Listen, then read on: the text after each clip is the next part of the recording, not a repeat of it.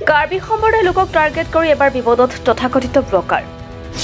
অশ্লীল ভাষাৰে কাৰ্বি সম্প্ৰদায়ৰ লোকক গালি-গালাজ কৰিছিল ব্লগাৰজনে আৰু যে কাৰ্বি কিবা আৰে আমি কাৰ্বি সংগঠনৰ পৰা কৈ আছো তুমি ফেসবুকত আহি গালাগালি নকৰিবা আৰে ওই কাৰ্বি ফুন্ডে ফেসবুক সোশ্যাল মিডিয়া একান্তৰ বাফাইতি সোশ্যাল মিডিয়া নাকলা বই কৈ আছো তোক সামাজিক মাধ্যমত কাৰ্বি সম্প্ৰদায়ৰ লোকৰ বিৰুদ্ধে কৰিছিল অশ্লীল মন্তব্য তাৰ পিছতে দবকা থানাত এজাহাৰ দাখিল তথাকথিত ব্লগাৰজনৰ বিৰুদ্ধে হয় সামাজিক মাধ্যমত কাৰ্বি সম্প্ৰদায়ৰ লোকক অশ্লীল শব্দৰে গালি-গালাজ কৰাৰ পিছতে জাঙুৰ খাই দিছে কাৰ্বি ছাত্ৰ সন্থা সামাজিক মাধ্যম ফেসবুকৰ জৰিয়তে কাৰ্বি সম্প্ৰদায়ৰ লোকক অশ্লীল শব্দৰে গালি-গালাজ কৰিছিল দবকাৰ উদমাৰী শামছুদ্দিন নামৰ এজন যুৱকে যুৱকজনে বিসি ব্লগ নামৰ ফেসবুক পেজটোত কাৰ্বি সম্প্ৰদায়ৰ লোকৰ বিৰুদ্ধে আপলোড কৰিছিল ভিডিঅ' আৰু এই ভিডিঅ' দৃষ্টিগোচৰ হোৱাৰ পিছতে জাঙুৰ খাইতে কাৰ্বি ছাত্ৰ সন্থা লগে কাৰ্বি আংলঙৰ পৰা আহি দবকাত উপস্থিত হৈ কাৰ্বি ছাত্ৰ সন্থাৰ এটা দল দবকাহি থানাত যুৱকজনৰ বিৰুদ্ধে দাখিল কৰিলে এজাহাৰ কিছুদিনৰ পৰা হোজাইত বৃদ্ধি পাইছে একাংশ তথাকথিত ব্লগাৰৰ উৎপাত ফেসবুক পেজ এটা খুলিয়ে নিজকে পৰিচয় দিয়ে ব্লগাৰ বুলি কিন্তু সেইসকলে নাজানে ব্লগাৰৰ নীতি নিয়ম ইচ্ছামতে ফেসবুকত অশ্লীল শব্দৰে গালি-গালাজ দিয়ে যিকোনো মানুহক জাতি ধৰ্মক টাৰ্গেট কৰি কৰে অশ্লীল মন্তব্য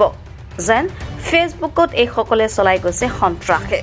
সম্প্ৰতি ফেসবুকত কাৰ্বি সম্প্ৰদায়ৰ লোকক অশ্লীল শব্দৰে গালি-গালাজ দিয়াত দবকা থানাত দাখিল কৰিলে এজাহাৰ অৱশ্যে এজাহাৰৰ ভিত্তিত আৰক্ষীয়ে কি ব্যৱস্থা গ্ৰহণ কৰিব সেয়া হ'ব লক্ষণীয় আমি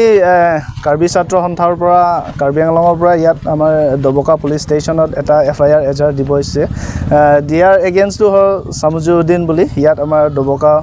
উটমাৰী গাঁৱত আৰু দবকা ৱাৰ্ড নম্বৰ 7ত কি আমি দিয়াৰ কাৰণ হ'ল যে আমাৰ তেখেতে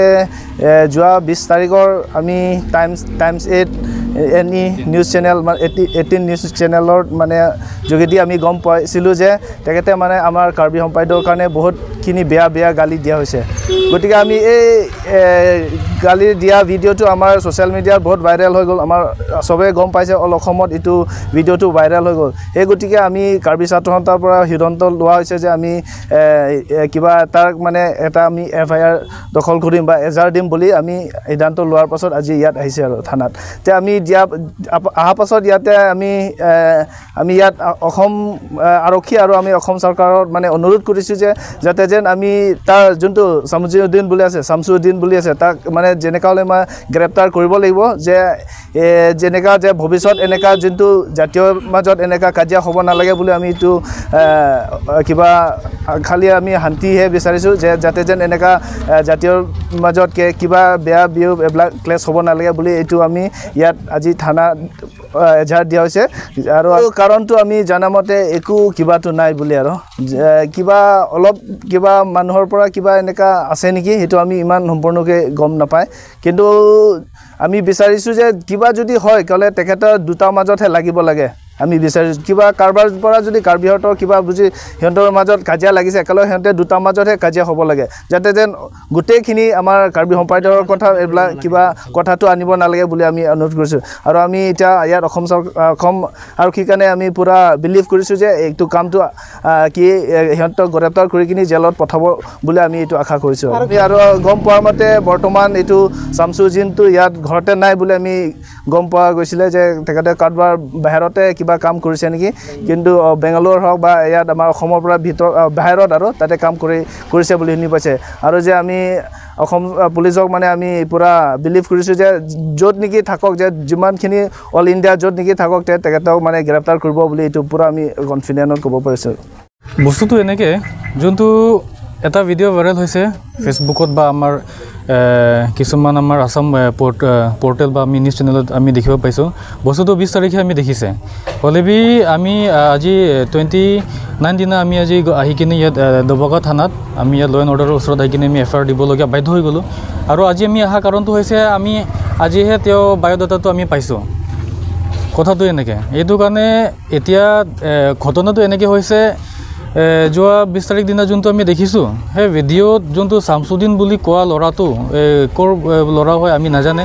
কিন্তু আজি আহি কিনে আমি ভালেমান কথা আমি গম পালোঁ আমাৰ ইয়াত থানাত আহি কিনে অলৰেডি আজি যোনটো আমি আমাৰ কাৰ্বি ছাত্ৰ সন্থাৰ ফালৰ পৰা আমি FIR দিছোঁ আৰু আমি জানিব পাইছোঁ যে যোৱা দিনাও তেওঁ ইয়াত মানে গাঁৱত তেওঁৰ কাৰণে একো জাগা দিয়া হোৱা নাই আমি ইয়াত ভালেমান তেওঁ গাঁৱৰ মানুহৰ কাৰণে মিলক পাইছে আৰু একো মানে পজিটিভ নাই এইটো মানুহৰ কাৰণে ল'ৰাজনে কি কৰে ছ'চিয়েল মিডিয়াত ভিডিঅ' চিডিঅ' বনাই কৰে মানে আমিতো ইমান নাজানে তেওঁ বায়'ডাটাটো তেওঁ কি কৰে ফেচবুক পেজত আছে আমি গোটেই আমাৰ জাতিৰ কাৰণে গালি দিয়া হৈছে তেওঁ আমাৰ জাতিৰ কাৰণে নিন্দা কৰিছে যোনটো আমি ক'ব খোজোঁ যে আমাৰ কাৰ্বি জাতিৰ কাৰণে তেওঁ ভাবিব পাৰে যে পিছপৰা জাতি বা লেংটি পিন্ধা জাতি বুলি ভাবিব পাৰে কিন্তু আজিৰ দিনত সেইটো হোৱা নাই কাৰ্বি আংলং আপুনি আহি কিনি চাওক আগৰ নিচিনা কাৰ্বি আংলং নহয় ডেভেলপমেণ্ট আমাৰ জেগাটো হৈ আছে ন্যায় বিচাৰিছে আমাৰ মানুহ আজি আমেৰিকা আমাৰ লণ্ডনত আমাৰ মানুহ পঢ়ি আছে আমাৰ মানুহ আজিৰ দিনত প্ৰফেচাৰ হৈছে আৰু আমি এটা কথা ক'ব বিচাৰিম যে আমাৰ মানুহ এতিয়া আমি স্পেচিয়েলি মই শামছুদ্দিন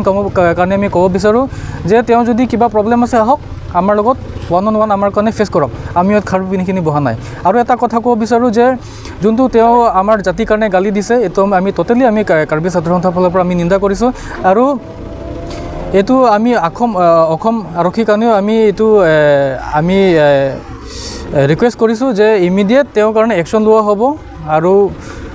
তেওঁৰ কাৰণে যোনটো পানিছমেণ্ট দিয়া হ'ব কেলৈ ক'ব এনেকৈ যদি হৈ থাকে ক'লে এতিয়া চাওক কোনো আমি জাতি বিৰোধী আমি যাব নিবিচাৰোঁ কেলৈ ক'ব আমিও কাৰ্বি আমাৰ যোনটো জাতি আছে আমাৰ পিছফুলি থকা জাতি হয় আমি পাহাৰত থাকিব পাৰে কিন্তু আমাৰ জাতি আজিলৈকে আমি কোনো কাজিয়া মাৰপিট আমি নাযাওঁ